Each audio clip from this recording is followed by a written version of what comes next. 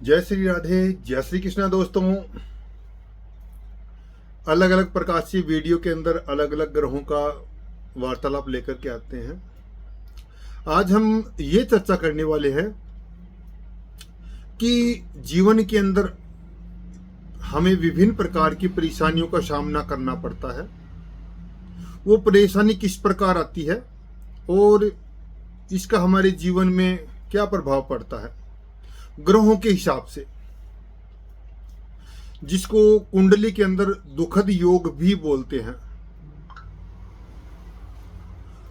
कुंडली का जो चौथा स्थान होता है उसको सुखद भाव भी कहते हैं। और इसके अंदर अगर पाप ग्रह नहीं है या पाप ग्रहों की कोई दृष्टि भी नहीं है, शुभ ग्रह विराजमान है, स्थिर भाव हो, तो हमें ये सुख प्रदान करता है।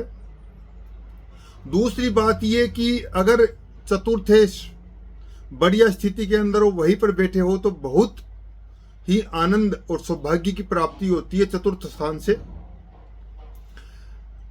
पैतृक संपत्ति, माता का सुख, निरोग काया, दिलेरी मन, अलग अलग प्रकार से जो अलग अलग ग्रहों के और भाव के हिसाब से जो सुखद या दुखद एहसास होते हैं वो इसी भाव से मिलते हैं। तो हमारे जीवन में चलो सुख तो प्रभु की देन है, अच्छे ग्रहों की देन है, लेकिन जो जीवन में दुखद एहसास होता है, सब कुछ होकर के भी मन परेशान है, माता कष्ट भोगती है, संपत्ति का अभाव रहता है, घर के अंदर कोई ना कोई नुकसान होता रहता है, ये चतुर्थ भाव के कारण ही होता है। अगर ये भाव अच्छा है, अच्छे ग्रहों की दृष्टि है, तो ये सुखद भाव है। अगर यहाँ पर पाप ग्रह विराजमान है, पाप ग्रहों की दृष्टि है और शुभ ग्रहों की कोई दृष्टि नहीं है, तो ये दुखद योग का निर्माण करते हैं। अगर चतुर्थेश पीड़ित है, चौथे घर का मालिक पीड़ित है और चर या द्विष भाव के अंदर है, तो यह पीड़ादायक है, मन विचलित रहेगा। अगर चतुर्थेश पाप ग्रहों के अधीन आकर के पीड़ित हो चुका है, तो जन्म के बाद माता कष्ट भोगती है। अगर चतुर्थेश पाप ग्रह है, कोई शुभ ग्रहों की दृष्टि नहीं है, तो पैतृक संपत्ति से भी वंचित रहना पड़ सकता है।